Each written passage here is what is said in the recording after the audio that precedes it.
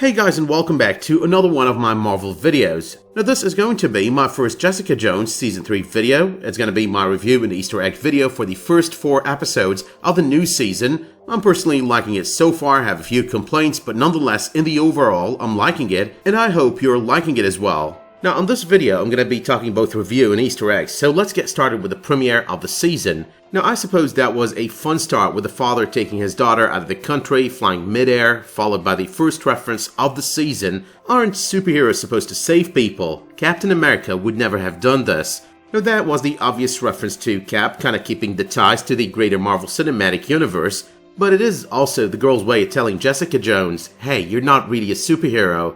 While still on the girl's mother does refer to Jessica Jones as a Jonejet wannabe. This isn't the first time the name of the singer has been used in conjunction with Jessica Jones. It's been used before on The Defenders when Foggy referred to Jessica Jones as a Super Jonejet. Even better, one of the very first trailers to Jessica Jones, the Nightcap trailer, that was basically set to bad reputation by Jonejet. Now we've got Jessica Jones on video, a video gone viral. We've got the numbers 2 and 6 as the choice of cases. I believe that the choice of 2 and 6 are a reference to Alias, volume number 1, issues number 2, and number 6.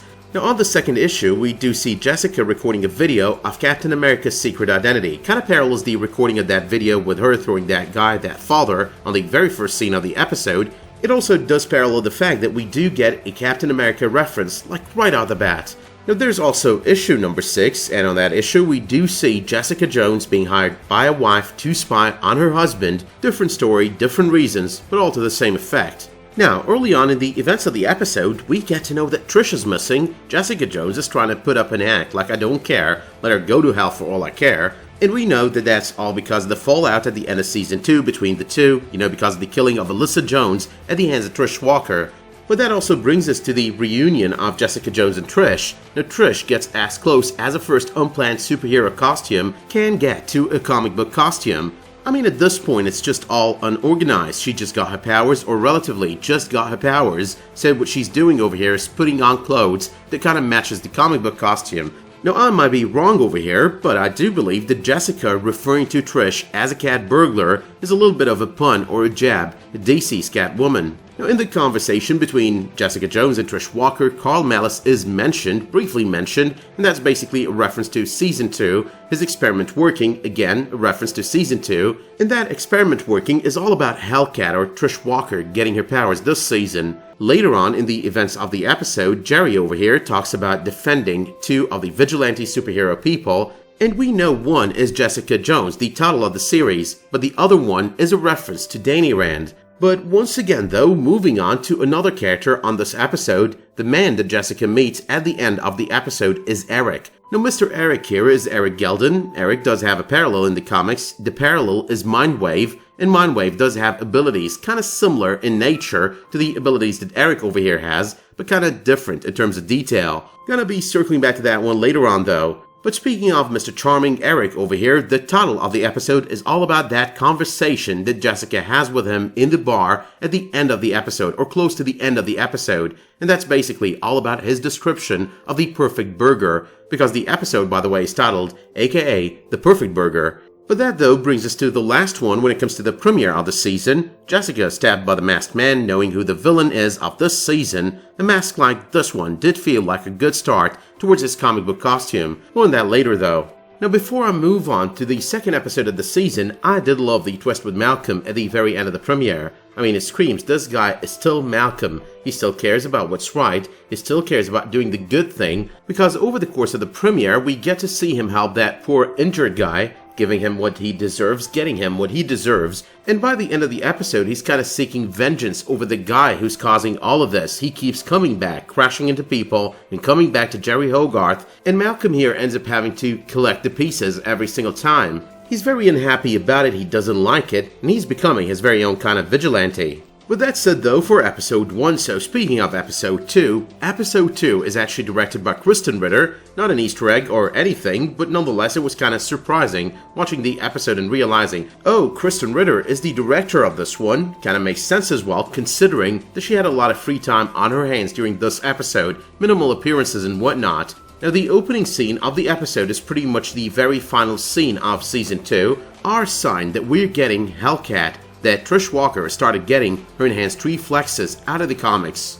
But the theme of the episode though, in the middle of a series titled Jessica Jones, kind of felt like a backdoor pilot to a Hellcat series. Now we know that nothing of the sort is in the works, there's possibly something, but as of now we do not know of anything of the sort. But at the very same time, we do know that Hellstrom is getting his very own series on Hulu. Now in the comics, Hellstrom is married to Hellcat, and that actually gets me to thinking that we might end up seeing her on a series on Hulu.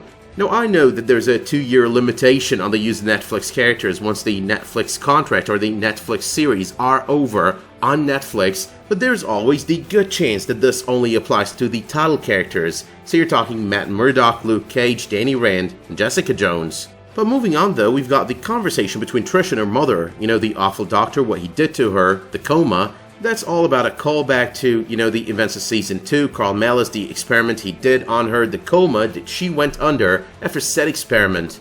Now, I did find it to be a comic relief that Trish was trying so hard to be the hero, and in the end she ends up being recognized all over, like prompting the need to hide her identity. That leads her to trying out all those potential costumes, 2 of which stand out more than any else. You've got the good old yellow costume from the comics, Her Hell No, which is a jab at how corny those costumes were, but also a reference to her comic book title, Hellcat.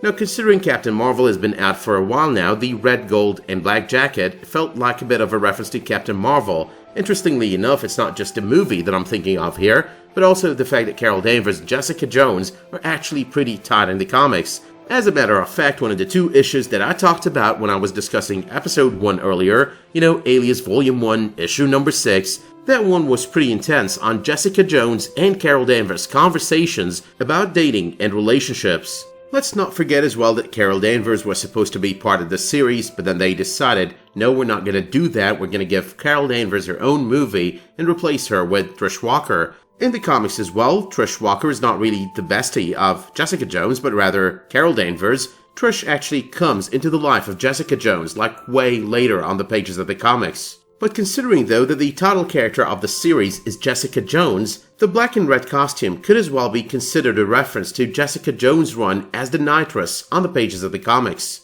But still on Hellcat costumes, what she goes with in the end resembles a lot what Danny Rand goes with within the Marvel Cinematic Universe, within the Netflix series, something simple and pretty basic, but also resemblant of her comic book costume. Now Trish Walker, interestingly enough, becomes the 3rd vigilante superhero type that Jerry Hogarth defends, unbeknownst to Hogarth. So at the end of episode 1, where she does state that she only defends 2 of the type, she's actually defending 3. She doesn't know about the 3rd, but nonetheless, she is defending 3. Now it does seem that this season is pretty heavy on the callbacks to previous seasons. We got a reference to Malcolm and Trisha's brief relationship, the entire situation with the girl, Birdie, her almost getting assaulted by that guy. Now that's a reference to Max Tatum and the entire history that he's got with Trish Walker. All of that was explained on season 2. Not that you don't expect someone to sympathize with such a situation, but nonetheless, Trish was heavily sympathizing because she's been there, had to go through more than that. But having been thanked or not for saving someone or helping someone, Trish Walker will always go, "You're welcome," which is basically the title of the 2nd episode of the season. The episode as well does seem to deviate from the usual because this is the first and seemingly the only time, considering, hey, final season, that we are ever going to have anyone narrating on any given episode of the series other than Jessica Jones. But anyway though, we've also got Trish doing the fashion show, with her doing the whole Hellcat thing. I'm inclined to believe that the yellow jacket that she sports on one of these shows is all about her yellow comic book costume. Speaking of her show as well, after watching the 2nd episode, I ended up taking a walk, buying myself some Skittles. Haven't had those in a while. Now one last thing about this episode is Andrew Brandt. No, there is no Andrew Brandt in the comics, none that I know of. There's no connection as well to anyone out of the Marvel Cinematic Universe. The only Brandt we know is the senator out of the first Captain America movie, the one who attended the administration of the super soldier serum into Captain America, creating Captain America. So no Brandts whatsoever that I could think of other than Ellen Brandt, and even his sister over here is Madeline Brandt. So yeah, nothing out of the comics kind of rings a bell over here. However though, if you've got something, if you do think of something, let me know in the comments down below. But that brings us though to episode 3, and episode 3 wasn't really the richest on Easter eggs, callbacks, and references. Nonetheless, it does put Jessica Jones in a whole new light. Now, Jessica Jones is at a weaker stage. She's kind of the victim this time around. All of that is kind of highlighted with the talk with Detective Costa. He tells her that she's not used to being the victim, and that's quite interesting because that was just the start. She's resistant at first, but then slowly but steadily that kind of reflects on her behavior. She doesn't want to lock the door, strength is part of me and whatnot, but she ends up asking before she opens the door, and then she ends up locking it behind Malcolm. It's a cool and interesting different take on the character. I do like that about this episode. But moving on though, the title of the episode, I Have No Spleen, that's a reference to the spleen conversation at the beginning with the doctor. That's a reference to how she got her spleen removed as a product of the accident. That's also a reference to her statement, heroes have got a spleen. I did like how the doctor refers to unenhanced individuals as standard humans. Jessica's whatever it takes may or may not be a nod to Avengers Endgame. We do know that the phrase was featured heavily on the movie, but nonetheless we also know it's kind of a common phrase. But we've also got Jessica's reaction to the burger, which was a callback to the premiere of the season, it being indeed the perfect burger. But let us though move on to the 4th episode of the season, and as opposed to episode 3, the 4th episode does seem to be a little bit richer on all the callbacks, Easter eggs, and references. On this episode, Eric reveals that he's just like Jessica Jones, he's got his own set of powers, and that's basically all about identifying him as Mindwave from the comics. Now thinking of his counterpart's helmet in the comics, the set of powers that are pretty similar, but not exactly the same, Eric over here and on the TV series is not exactly his counterpart on the pages of the comics. Let's just say that the original is more of a telepath, your regular telepath, while the one that we've got over here is more of an empath. He's got the ability to sense the emotional state of the people around him. Now Jessica calling 911 stating that someone in apartment B is screaming that he's locked in a closet, that sort of felt like a reference to Don't Trust the Bee in Apartment 23, the comedy series in which Kristen Ritter happened to have portrayed the lead role. Now I almost forgot this one, but Jessica Jones makes a reference to the Wizard on this episode. The Wizard was the character that we met very early on in the events of Season 2, and the very same character that died very early on as well in the events of Season 2. But meet the villain of the season, Greg Salinger, and Greg Salinger is Foot Killer out of the comics. Greg Salinger is a guy as well who cared about his degree in the comics, like enrolled to get his degree, and that basically reflects on all the degrees that he's got hanging on his walls there.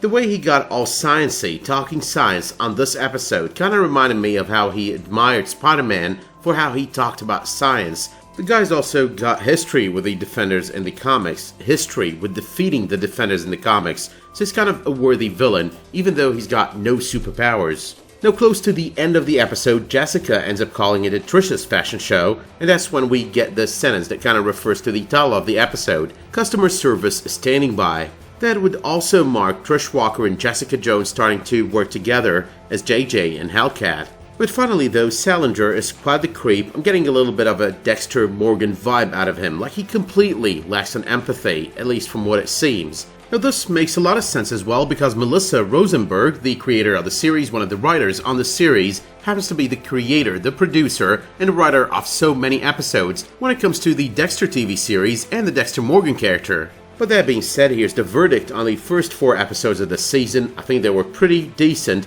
a little bit slow at times, but they were pretty decent. We get a look at Hellcat, how she trained to become Hellcat, and that's more than we ever got for Jessica Jones herself. We get the introduction of Eric, we get the slow but steady build-up towards the reveal of Salinger, the villain of the season. The part about Jerry Hogarth, though, is the part that I never cared a lot for. I mean, it's character development for Malcolm, but it does still seem like a complete filler, a useless one as well. So out of 10, I'd say the first episode was an 8, the second episode was an 8.5, the third episode was more like a 7.5 to an 8, and the fourth episode was definitely a 9 out of 10. That being said though, my work here is done, so let me know in the comments down below what you thought of the first 4 episodes of Jessica Jones Season 3. Let me know if you think I missed any Easter eggs on these 4 episodes, and make sure you let me know if you did like this video by dropping it one of those much appreciated likes, subscribing to this channel, and while you're at it, make sure you enable notifications in order to get updates whenever I post a video, publish a new community post, or start a new live stream.